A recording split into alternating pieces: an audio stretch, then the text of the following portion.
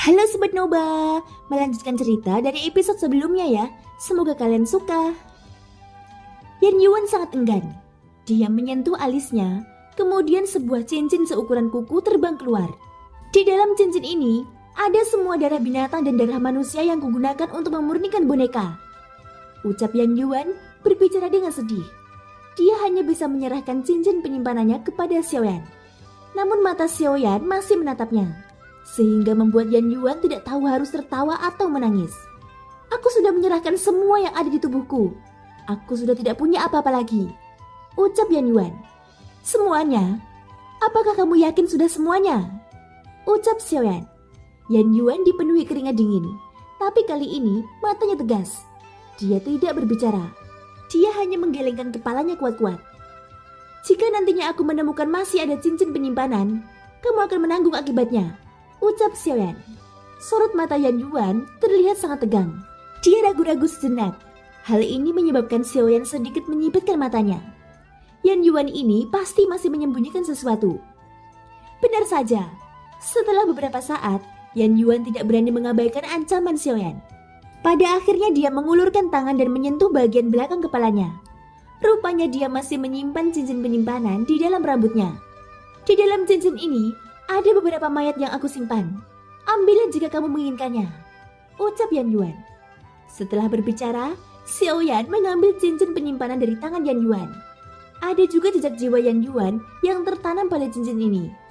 Namun hal ini bukan masalah besar bagi Xiaoyan yang memiliki kekuatan jiwa di tingkat domain. Segera kekuatan jiwanya mengalir keluar dari alisnya, kemudian menghapus jejak jiwa Yan Yuan. Melihat adegan ini sontak saja pupil mata Yan Yuan menyusut. Ada keterkejutan dalam ekspresinya. Dikabarkan bahwa klan Yuan Shen hanya memiliki tubuh fisik yang kuat. Namun mereka tidak pandai dalam hal jiwa dan energi keabadian kaisar. Aku benar-benar meremehkannya. Ada berbeda dari rumor yang beredar, ucap Yan Yuan. Xiaoyan tidak menjawab. Setelah menghapus jejak jiwa Yan Yuan, kekuatan jiwa Xiaoyan memasuki cincin penyimpanan tersebut. Di dalam cincin ini ada tumpukan es yang berumur ribuan tahun. Itu mengandung kekuatan dingin yang ekstrim. Dan es tersebut digunakan untuk membekukan puluhan ribu mayat. Di tumpukan mayat itu bukan hanya manusia. Ada juga berbagai binatang ajaib. Xiaoyan bahkan melihat monster kehampaan. Sebagian besar mayat-mayat ini tidak ada gunanya. Hanya dapat digunakan untuk menyempurnakan boneka yang paling sederhana. Boneka yang tidak diolah, kekuatannya hanya bisa mencapai paling banyak sepertiga dari kekuatannya selama hidupnya, ucap Yan Yuan. Tidak apa-apa, mereka akan menjadi garda depan di masa depan, ucap Xiaoyan tetap menerima cincin itu. Xiaoyan akan menggunakan mayat-mayat ini untuk melihat apakah iblis Yetian dapat memurnikan mereka menjadi pasukan boneka untuk melawan Taisu. Xiaoyan segera mengangkat kepalanya lagi, melihat Yan Yuan. Tatapan yang dia berikan segera membuat Yan Yuan merasakan kulit kepalanya mati rasa. Seolah-olah ada banyak semut yang menggerogoti kulit kepalanya. Kali ini benar-benar tidak ada yang tersisa, ucap Yan Yuan, menggelengkan kepalanya dan melambaikan tangannya dengan liar. Xiaoyan tidak berbicara. Dia terus menatap Yan Yuan dengan penuh arti. Jika kamu tidak percaya padaku, cari saja sendiri, ucap Yan Yuan. Dia tidak pernah merasa begitu menyedihkan seperti ini, dan tidak pernah berpikir bahwa suatu hari nanti barang yang dia kumpulkan di sepanjang hidupnya akan dijarah. Bukalah pakaianmu, ucap Xiaoyan. Apakah kamu serius? Aku benar-benar tidak punya apa-apa lagi. Semua kekayaanku diberikan kepadamu. Aku juga seorang keabadian Kaisar Langkah 8. Kamu tidak bisa menginjak martabatku seperti ini, ucap Yan Yuan. Buka mulutmu, ucap Xiaoyan. Apa? Ucap terkejut Yan Yuan. Aku memintamu untuk membuka mulutmu, ucap Xiaoyan berkata dengan serius. Ekspresi Yan Yuan tiba-tiba berubah drastis. Dia benar-benar ingin menolak. Ada ekspresi perjuangan di matanya. Tapi itu saja. Jika dia melawan, dia pasti akan mati. Yan Yuan hanya bisa mengikuti apa yang dikatakan Xiaoyan. Dia membuka mulutnya dengan patuh. Xiaoyan mengangkat tangannya dan menamparnya dari bawah ke atas. Waktu Yan Yuan memuntahkan beberapa gigi patah, Xiaoyan mengulurkan jarinya ke depan, menangkap salah satu yang terbang. Melebur cincin penyimpanan menjadi gigi. Memang benar tidak ada cara untuk mengetahuinya melalui pencarian tubuh, ucap Xiaoyan sambil tersenyum. Yan Yuan tidak marah, Hanya saja saat ini ia tampak seperti bola karet yang kempes. Cahaya di matanya telah meredup sepenuhnya. Benda yang tersembunyi begitu dalam masih ditemukan oleh Xiaoyan. Dan Xiaoyan penasaran dengan harta karun apa yang tersembunyi di dalamnya. Sehingga membuat Yan Yuan merasa seperti kehilangan semangat hidupnya. Namun saat jiwa Xiaoyan menembus ke dalamnya, ekspresi wajahnya langsung tercengang. "Sial, kali ini aku akan menyesalinya. Kamu sungguh keterlaluan," ucap Xiaoyan terbatuk 2 kali. Dia benar-benar melemparkan kembali cincin penyimpanan yang berbentuk gigi itu ke Yan Yuan. "Hobimu memang terbilang unik," ucap Xiaoyan. Di cincin gigi ini, Xiaoyan melihat salah satu mayat wanita telanjang. Mayat perempuan ini terpelihara dengan baik. Meskipun tidak tahu sudah berapa lama dia meninggal, tapi dia masih memiliki riasan yang sangat halus di wajahnya. Yan Yuan tidak berbicara. Alasannya tidak diketahui. "Itu saja. Karena aku sudah berjanji membiarkanmu hidup, sekarang kamu bisa pergi.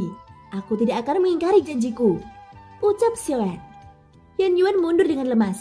Sebelum pergi, dia menangkupkan tangannya ke arah Xiaoyan dan bersiap untuk memberikan esensi darah jiwanya kepada Xiaoyan. Xiaoyan menggelengkan kepalanya. "Tidak dibutuhkan. Tidak ada gunanya mengambil darah jiwamu," ucap Xiaoyan. Yan Yuan tercengang. Seolah-olah ini merupakan penghinaan lagi baginya. Jiwa Xiaoyan mengendalikan darah jiwanya. Dia seharusnya tidak akan takut akan balas dendam di masa depan. Dengan ini Yan Yuan tidak memiliki sedikit pun peluang untuk membalas dendam. Namun Xiaoyan malah menolaknya, dan Yan Yuan tidak mengatakan apa-apa lagi. Dia berjalan pergi dengan sedikit membungkuk. Seperti orang yang kehilangan semangat hidupnya, Zhonggu dan yang lainnya bingung. Mereka tidak tahu mengapa Yan Yuan seperti kehilangan jiwanya ketika dia pergi. Sudah bagus dia dibiarkan pergi hidup-hidup. Lalu mengapa dia seperti orang yang sudah mati? Apa yang sebenarnya yang dilakukan Tuan Yan Xiao? Metodenya sangat menakutkan, gumam Ling Bao. Namun setelah melihat Yan Yuan pergi, Ling Bao tiba-tiba menjadi panik. Setelah ini mungkin akan menjadi gilirannya. Xiaoyan pasti menginterogasinya tentang dia meninggalkan tim. Di sisi lain Xiaoyan masih berdiri di tempatnya. Dia melihat Yan Yuan pergi. "Aku tidak menyangka orang ini adalah seorang nekrofilia," ucap Xiaoyan tersenyum pahit. Mungkin karena Yan Yuan melihat terlalu banyak mayat, sehingga melahirkan obsesi anehnya untuk memelihara mayat wanita. Xiaoyan segera melihat kedua peti mati yang masih tergantung di depannya. Salah satunya adalah peti mati ajaib, dan satu lainnya adalah peti mati berwarna merah yang menyegel Yeongdong. Peti mati Dewa Iblis bisa digunakan untuk memurnikan mayat seorang kultivator di ranah keabadian dewa. Ini adalah harta karun, gumam Xiaoyan. Dia menemukan selip giok di dalam peti mati ini. Hanya saja ada semburan kekuatan yin yang kuat yang terpancar darinya. Segera kekuatan jiwa Xiaoyan melonjak keluar. Dia harus terlebih dahulu menghapus jiwa milik Yan Yuan di peti mati ini. Hanya dengan begitu, dia bisa menggunakannya.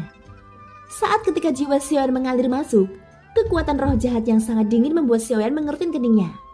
Itu benar-benar membuatnya merasakan krisis. Menurut catatan pada selip giok, dengan memuntahkan esensi darahnya, beberapa saga darah akan terbentuk secara berurutan. Xiaoyan mengeluarkan esensi darahnya, membiarkannya jatuh ke dalam peti mati Dewa Iblis.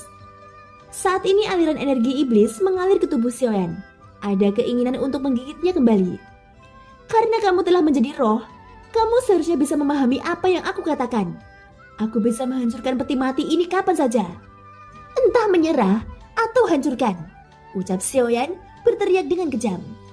Energi iblis yang mengalir ke tubuh Xiaoyan tiba-tiba bergetar. Melihat yang terakhir tidak pergi, Xiaoyan mengangkat tangannya dan siap menghancurkan peti mati Dewa Iblis. Namun tepat ketika Xiaoyan hendak melakukannya, energi iblis segera mundur dari tubuh Xiaoyan. Dan segel darah yang tergantung di atas peti mati akhirnya runtuh. Baru kemudian Xiaoyan menarik kembali serangannya. Thank you guys, sudah mendengarkan ceritaku di episode kali ini sampai akhir. Ikutin terus kelanjutan episode-episode berikutnya ya. Semoga hari kalian menyenangkan. Sampai jumpa dan bye-bye.